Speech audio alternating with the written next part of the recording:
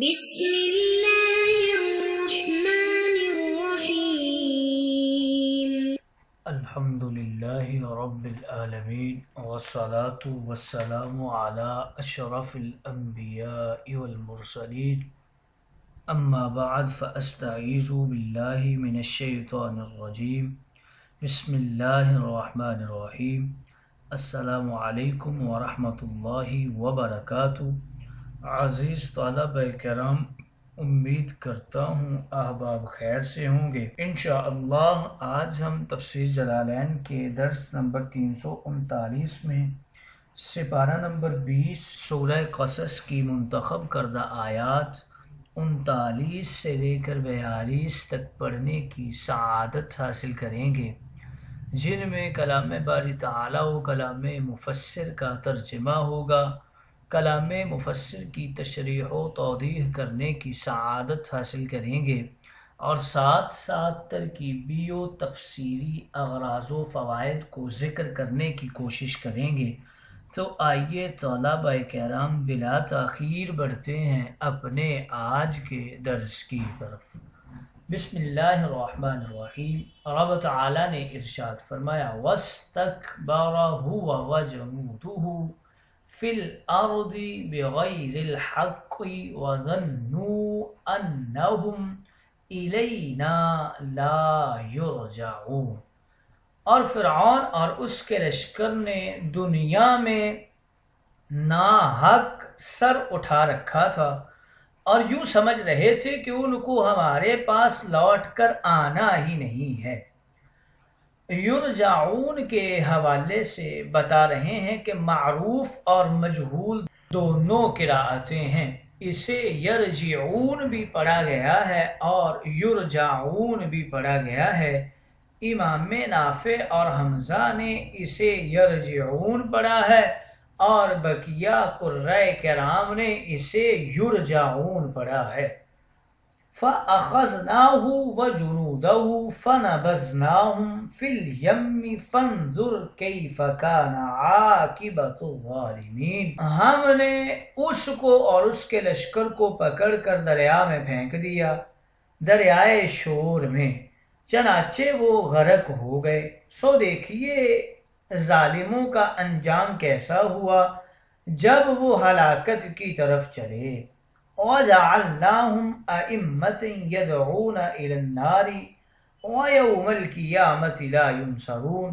اور ہم نے ان کو دنیا میں ایسا پیشوا بنایا کہ لوگوں کو شرک کی دعوت کے ذریعے جہنم کی طرف بلاتے ہیں. ائمہ کے حوالے سے بتا رہے ہیں کہ دونوں حمزوں کی تحقیق اور دوسرے کو یا سے بدل کر پڑھا گیا ہے، یعنی شرک میں رئیس بنانا، اور قیامت کے روز ان سے عذاب دفع کر کے مطلقاً مدد نہیں کی جائے گی. اور وَأَتْبَعْنَاهُمْ فِي هَذِهِ الدُّنْيَا لَعْنَةً.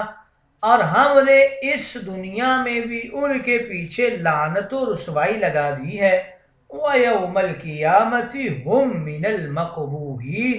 اور قیامت کے روز بھی وہ دتکارے ہوئے لوگوں میں ہوں گے.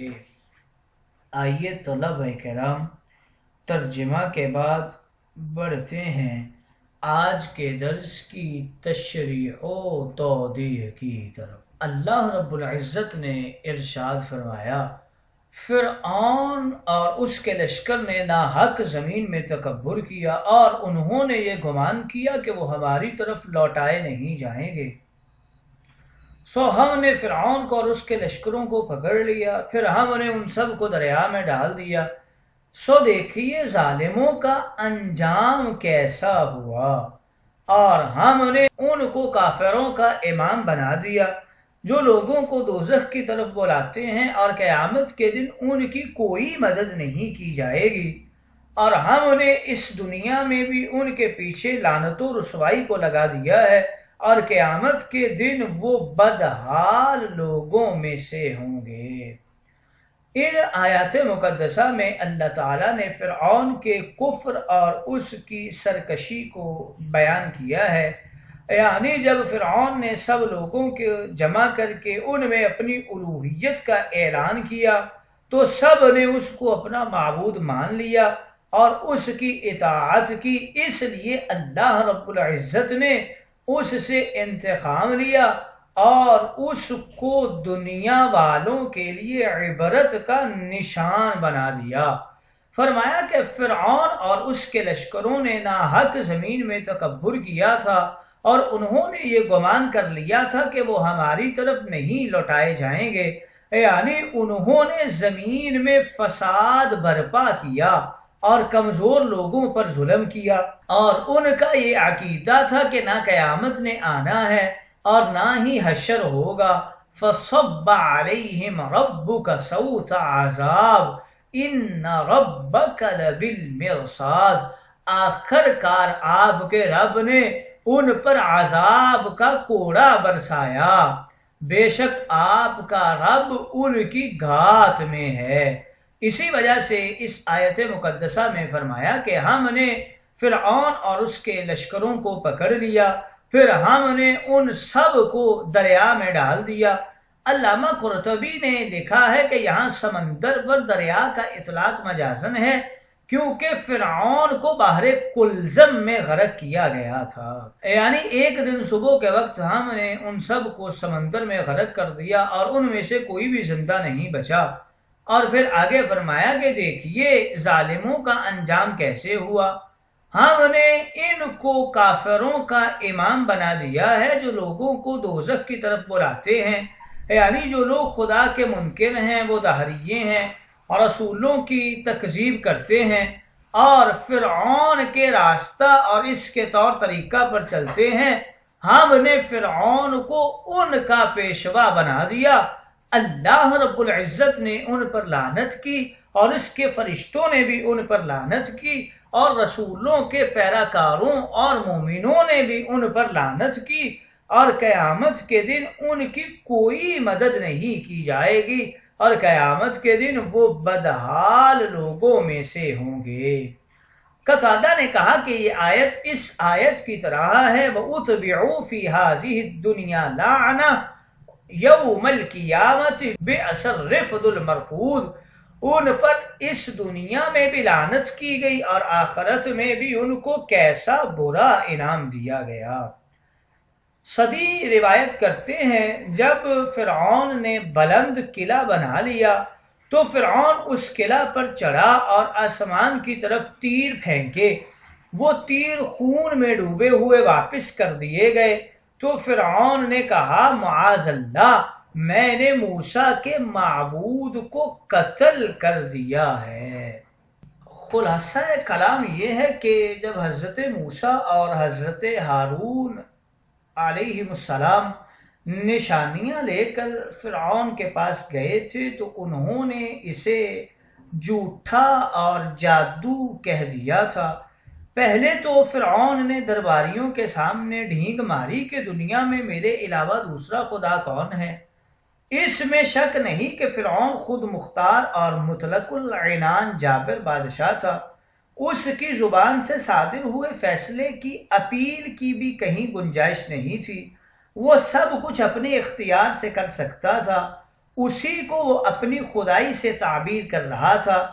ملک کی ایک بڑی اکثریت اس کو سب سے بڑے دیوتا کا اوتار سمجھتی تھی، بیچارے حضرت موسیٰ و ہارون تو پھر ایک محکوم مظلوم قوم کے فرد تھے، ان کو وہ کیا خاطر میں لاتا۔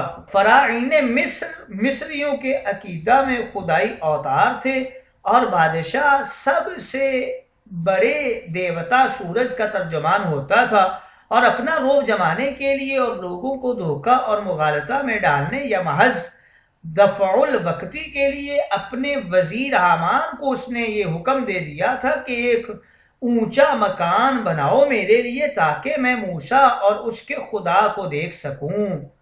زمین میں تو مجھے اپنے سوا کوئی خدا نظر نہیں آتا، آسمان میں بھی خیال تو یہی ہے کہ کوئی نہیں ہوگا، تاہم موسیٰ کی بات کا جواب ہو جائے گا اور لوگ سمجھیں گے بڑا ہی محقق ہے۔ یہ بات اس ملعون نے یا تو تمسخر اور استہزاء کے انداز میں کہی تھی یا پھر اس درجہ بدحواس اور پاگل ہو گیا تھا کہ اس طرح کی مضحکہ خیز تجویزیں سوچنے لگا تھا۔ اپنے انجام سے غافل ہو کر اس قدر بلند بانگ دعویٰ کر بیٹھا اور یہ نہ سوچا کہ کوئی اس کی گردن نیچی کرنے والا اور سر توڑنے والا بھی موجود ہے۔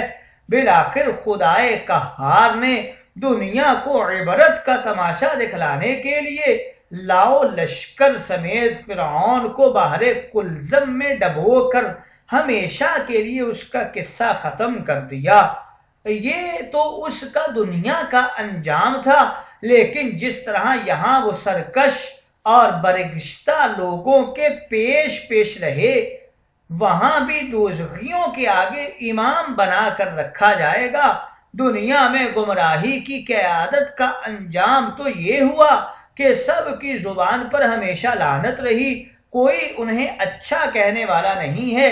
اسی طرح آخرت میں بھی پیشوائی کا تمغہ ہمیشہ کے لیے رحمت خداوندی سے محرومی ہوگی اور وہ آخرت میں بھی ذلیل و رسوا ہوں گے۔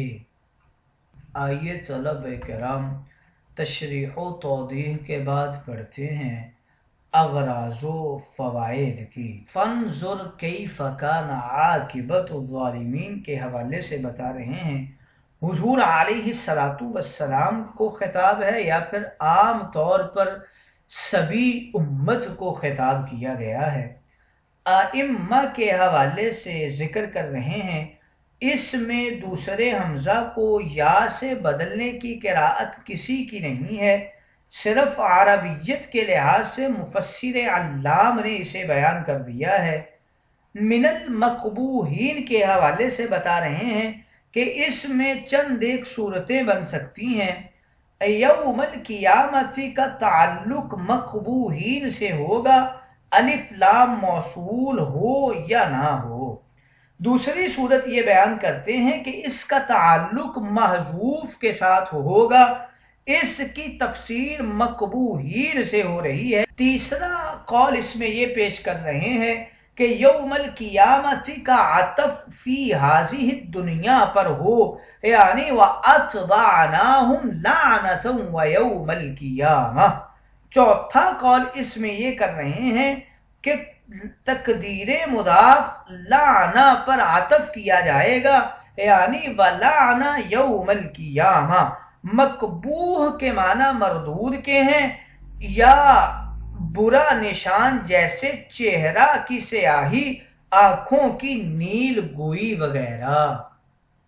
مقبوحین کے حوالے سے ہی عرض کر رہے ہیں کہ اس کا ایک اور معنی بگڑا ہوا بھی ہے، مطلب یہ کہ قیامت کے دن ان کے چہرے مسخ ہو کر سیاہ اور آنکھیں نیلی ہو جائیں گی، اور بتا رہے ہیں کہ مقبوحین یہ مقبوح کی جمع ہے، اس میں مفعول کا صیغہ ہے۔